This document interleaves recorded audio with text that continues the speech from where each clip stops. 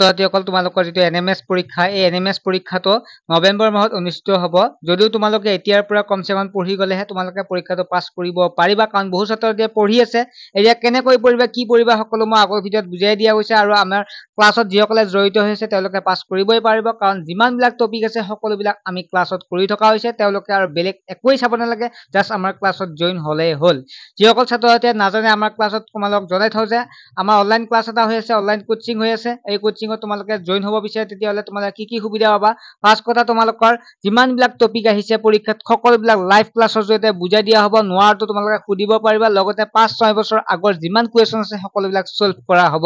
আৰু সকলোৱে বুজি পোৱা বুলি কমেন্ট কৰে লাইভ ক্লাছত আৰু বুজি নাপায় এজনৰ বুজি নাপালে মই সকলো বুজাই দিম যিসকলে জড়িত হৈছে তেওঁলোকে জানে ছাত্ৰ-ছাত্ৰীসকল তোমালোকে যদি পাছ কৰিব বিচাৰা কাৰণ এনএমএছ পৰীক্ষাটো 12000 টকাকে 4 বছৰ 48000 টকা লাভ কৰিব পাৰিবা মাত্ৰ এই কেদিন তোমালোকে পঢ়ি কেনে অৰ্থাৎ নৱেম্বৰ মাহত যেটো পৰীক্ষা হ'ব এই কেদিন পঢ়িয়ে তোমালোকে 48000 টকা লাভ কৰিব পাৰিবা আৰু তোমালোকে মোক দিব লাগিব মাত্ৰ 200 টকা যদি ইবুক এখন লাভ কৰিব পাৰিবা আগৰ সকলো কুৱেশ্যন সমাধান কৰা হ'ব সকলো লাইভ ক্লাছৰ জৰিয়তে সকলো বুজাই দিয়া হ'ব তোমালোকে পাছ কৰিবা পাৰিবা 100% প্ৰতিশ্ৰুতি দিছো যদি মোৰ ক্লাছ বিলাক বা মোৰ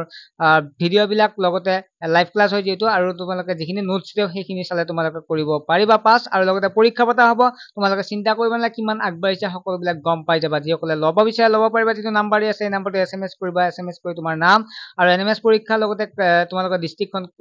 তোমালোকে হোৱাটছএপত দি দিবা তাৰপিছত তোমাৰ স্কেনাৰ দিম সেই স্কেনাৰ 200 টকা পেমেন্ট কৰিলে তোমালোকে পাই যাবা নিজৰ গুগল পে ফোন পে নাই বেলেগৰ পৰা দিলেও তোমালোকে হৈ যাব তোমালোকে জাস্ট স্ক্ৰিনশ্বটটো বা তোমালোকে ফোন কৰি মোক জনালে হ'ল যিসকলে ল'ব বিচাৰে ল'ব পাৰিবা তেতিয়াহ'লে আমি আগবাঢ়িছো আগৰ এখন প্ৰশ্ন কাকত এই প্ৰশ্ন কাকতখন আলোচনা কৰিম ছাত্ৰছাত্ৰীসকল আমি আগৰ খণ্ডত আমি সমাজ বিজ্ঞানৰ পাঠখিনি আগবাঢ়িছো তোমালোকে নিশ্চয় চাইছা আৰু আমি লাইভ ক্লাছৰ জৰিয়তে এইবিলাক সম্পূৰ্ণ কৰিম এমএটি পেপাৰ এছএটি পেপাৰ জাস্ট মই ইয়াত এনসাৰ বিলাকহে কৈ দিম মই বিশ্লেষণ নকৰো বিশ্লেষণ আমি কৰিম লাইভ ক্লাছৰ জৰিয়তে প্ৰথম প্ৰশ্নটো হৈছে তলৰ কোনবোৰ থাৰ্মোমিটাৰ থাৰ্মোপ্লাষ্টিক ইয়াৰে উত্তৰটো হৈছে পিভিসি হ'ব ইয়াৰ শুদ্ধ উত্তৰ অধাতুসমূহে সাধাৰণতে প্ৰস্তুত কৰে ইয়াৰে শুদ্ধ উত্তৰ হৈছে এনায়ন 48 নম্বৰ প্ৰশ্নটো কাটিবলৈ আৰু গুৰি কৰিবলৈ ব্যৱহাৰ কৰা যৌগটো কি হ'ব ইয়াৰে প্ৰথমটো হৈছে শুদ্ধ উত্তৰ এটো হ'ব শুদ্ধ উত্তৰ নেক্সট তলৰ কোনটো কেলৰি মা আটাইতকৈ বেছি ইয়াৰ যদি আমি চাওঁ তেতিয়া হলে ডিটো হ'ব শুদ্ধ উত্তৰ 50 নম্বৰ প্ৰশ্নটো যদি আমি চাওঁ তেতিয়াহলে 50 নম্বৰ প্ৰশ্নটোৰ শুদ্ধ উত্তৰ হ'ব এটো ছাত্ৰছাত্ৰীসকল মই ইয়াত কোনো ধৰণৰ বিশ্লেষণ নকৰো কাৰণ আমি লাইভ ক্লাছৰ জৰিয়তে সকলো বিশ্লেষণ কৰা হ'ব জাস্ট মই শ্বেয়াৰ কৰিছো লগতে এনসাৰ কিটা কৈ দিছো তলৰ কোনবোৰ নমনীয় পদাৰ্থ হয় নমনীয় পদাৰ্থ যদি আমি চাওঁ তেনেহলে সালফাৰ সিটো হ'ব শুদ্ধ উত্তৰ পানীৰ গ্যাস হল মিশ্ৰণ ইয়াৰে ডিটো হ'ব শুদ্ধ উত্তৰ জৈৱ ইন্ধন উৎপন্ন কৰিবলৈ তলৰ কোনটো উদ্ভিদ ব্যৱহাৰ কৰা হয় ইয়াৰে হৈছে এটো হ'ব শুদ্ধ উত্তৰ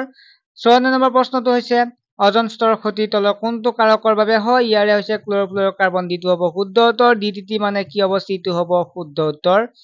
55 নম্বৰ 56 নম্বৰ প্ৰশ্নটোৰ কি হ'ব তাজমহলৰ সৌন্দৰ্য তলৰ কোনটো কাৰকৰ বাবে ভাবুকি স্বৰূপ হ'ব ইয়াৰে ডিটো হ'ব শুদ্ধ উত্তৰ এচিড বৰষুণৰ কাৰণে উল পুৰিলে হোৱা দুৰ্গন্ধৰ কাৰণ কি হ'ব ইয়াৰে সিটো হ'ব শুদ্ধ উত্তৰ সি মানে এটো ডি হ'ব লাষ্টত ডি হ'ব লাগিছিল ইয়াত সি বুলি আছে গতে প্ৰশ্নটো মিষ্টেক আহিছিল ডি হ'ব এয়া ডিটো হ'ব শুদ্ধ উত্তৰ পেট্ৰলিয়াম আংশিক পাতনৰ তলৰ কোনটো বিক্ৰিয়ত পদাৰ্থ উৎপন্ন হোৱা দেখা যায় ইয়াৰ হাইড্ৰজেন গেছ হ'ব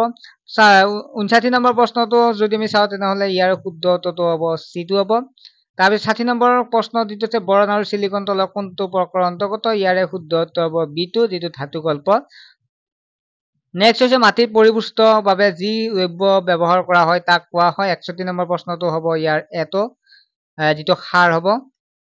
62 নম্বৰ প্ৰশ্নৰ তলত দিয়া কোনটোৱে দৈ গঠনত হোৱাত সহায় কৰে ইয়াৰে শুদ্ধ উত্তৰ হৈছে লেক্টোবেচিলাছ এটো হ'ব ইয়াৰ শুদ্ধ উত্তৰ 63 নম্বৰ প্ৰশ্নটো হৈছে বাহকৰ দ্বাৰা হোৱা এটা বেমাৰৰ উদাহৰণ হ'ল দ্বিতীয় হ'ব শুদ্ধ উত্তৰ অৰ্থাৎ মেলেৰিয়া হ'ব ইয়াৰ শুদ্ধ উত্তৰ 64 নম্বৰ প্ৰশ্নটো যদি চাওঁ পেকেটত অহা গাখীৰবোৰ কিয় নষ্ট নহয় কাৰণটো হৈছে পেস্টুৰাইজত গাখীৰত অনুজীৱ নাথাকে বিটো হ'ব শুদ্ধ উত্তৰ 65 নম্বৰ অসমত সৰ্বমুঠ ৰাষ্ট্ৰীয় উদ্যানৰ সংখ্যা কিমান 7খন ইয়াৰে সিটো হ'ব শুদ্ধ উত্তৰ মানুহৰ লুইত ৰক্ত কণিকাৰ আকৃতি কেনেকুৱা ইয়াৰে হ'ব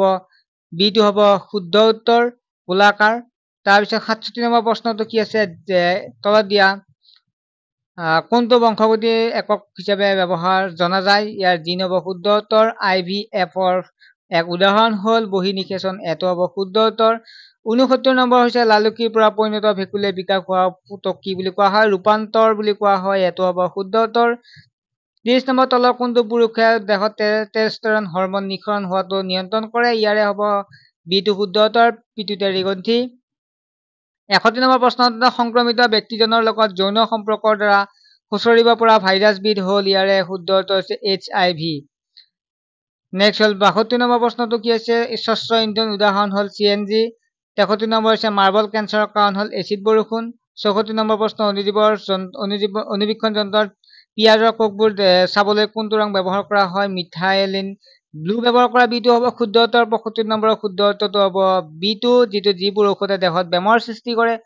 অনুজীৱক ধ্বংস কৰে তাক কোৱা হয় এন্টিবায়টিক 76 নম্বৰ প্ৰশ্নটো আকাশত উজ্জ্বল দাগ হিচাপে দেখা দিয়া নেবুলাবোৰ আকাশত আচলতে কি হয় তৰাৰ থুপ আৰু গেছ হ'ব সেইটো হ'ব শুদ্ধ উত্তৰ পৃথিৱীৰ মংগল গ্ৰহৰ উপগ্ৰহ সংখ্যা কিমান দুটা হ'ব ইয়াৰে বিটো হ'ব শুদ্ধ উত্তৰ ধূমকেতু কক্ষপথ হ'ল কি হ'ব ইয়াৰে 68 নম্বৰৰ শুদ্ধ উত্তৰ চিটো হাইগ্ৰমিটাৰ তলৰ কোনটো নিৰ্ণয় কৰিবলৈ ব্যৱহাৰ কৰা হয় এটো হ'ব শুদ্ধ উত্তৰ পানীৰ উত্তালাংক হ'ব এটো হ'ব শুদ্ধ উত্তৰ সদায় 100 ডিগ্ৰী চেলচিয়াছ হৈ থাকে 81 নম্বৰ যদি চাওঁ তেনেহ'লে শুদ্ধ উত্তৰ হ'ব চিটো হ'ব শুদ্ধ উত্তৰ প্ৰশ্ন তোমালোকে পঢ়ি চাবা নেক্সট 82 নম্বৰৰ প্ৰশ্নটো তোমালোকে পঢ়ি চাবা ইয়াৰ শুদ্ধ হ'ব চিটো হ'ব শুদ্ধ উত্তৰ 83 শব্দৰ বেগ বৃদ্ধি এই সঠিক ক্ৰমটো অনুসৰি মাধ্যমটো হ'ল এটো হ'ব শুদ্ধ উত্তৰ বায়ু পানী আৰু তীখা 84 নম্বৰ প্ৰশ্নৰ উত্তৰটো হৈছে আল্ট্ৰাছাউণ্ড যন্ত্ৰই কাম কৰা কম্পনাংকৰ মান হ'ব ইয়াৰ শুদ্ধ উত্তৰ দ্বিতীয় হ'ব 20 কিলোহাৰ্টজৰ ওপৰত হাইপাৰমেট্ৰপিয়া ৰোগত আক্ৰান্ত এজন ব্যক্তি এটো হ'ব শুদ্ধ উত্তৰ বহু দূৰত্ব বস্তু স্পষ্টকৈ চাব পাৰে কিন্তু ওচৰৰ বস্তু ভালদৰে দেখা নাপায় স্পষ্টকৈ দেখা নাপায় ৰঙা আৰু সেউজীয়া মিহলাই তলৰ কোনটো ৰং পোৱা যায় ইয়াৰে দ্বিতীয় হ'ব শুদ্ধ উত্তৰ হালধীয়া ৰং পোৱা যায় নেক্সট তলৰ কোনটো তৰাৰ টিপটিপনিৰ কাৰণ বুলি ক'ব পাৰি এটো হ'ব শুদ্ধ উত্তৰ বায়ুমণ্ডলৰ বিভিন্ন স্তৰৰ দ্বাৰা তৰাৰ পোহৰ বিৱৰ্তন হয় 88 নম্বৰ প্ৰশ্নটো কি হ'ব বতৰৰ পূৰ্বাভাৱত এটা ঠাইৰ উষ্ণতা 25 ডিগ্ৰী চেলচিয়াছ বুলি দেখুৱাইছে ফাৰেনহাইট কিমান হ'ব 77 ডিগ্ৰী চেলচিয়াছ হ'ব 89টো হৈছে লোহাৰ ৰড এটা পানীত ডুব যায় আনহাতে লৌৰে নিৰ্মিত জাহাজ এখন উপঙি থাকে ইয়াৰ কাৰণটো কি হৈছে আৰ্কিমিডিছৰ নীতি অনুসৰি বলৰ একক কি বলৰ হৈছে নিউটন ছাত্ৰ-ছাত্ৰীসকল আশা কৰোঁ তোমালোকে প্ৰশ্নখন বুজি পালে এনেধৰণৰ প্ৰশ্নই পৰীক্ষাত আহিব এইবিলাক তোমালোকৰ লগত আলোচনা কৰা হ'ব আৰু এখন আছে এমএটি পেপাৰ সেইখনো আমি আলোচনা কৰিম যে লাইভ ক্লাছত আমাৰ ৰেগুলাৰলি লাইভ ক্লাছ হৈ আছে যিসকলে চাই আছে তেওঁলোকে নিশ্চয় পাছ কৰিবই পাৰিব কাৰণ তেওঁলোকে তোমালোকতকৈ পঢ়ি আছে যিসকলে অনলাইন ক্লাছ বা ক্লাছত জড়িত হৈ থকা নাই গতিকে যিসকলে ল'ব বিচাৰে মাত্ৰ 200 টকা যদি তোমালোকে ভাবি থাকা তেতিয়াহ'লে কিন্তু পৰীক্ষাটোত পাছ কৰা কঠিন হৈ পৰিব গতিকে তোমালোকে জইন হৈ লোৱা আৰু তোমালোকে হোৱাটছএপ SMS কৰি তোমালোকে জইন হৈ লোৱা ঠিক আছে নেক্সট এটা ভিডিঅ'ত লগ পাম বাই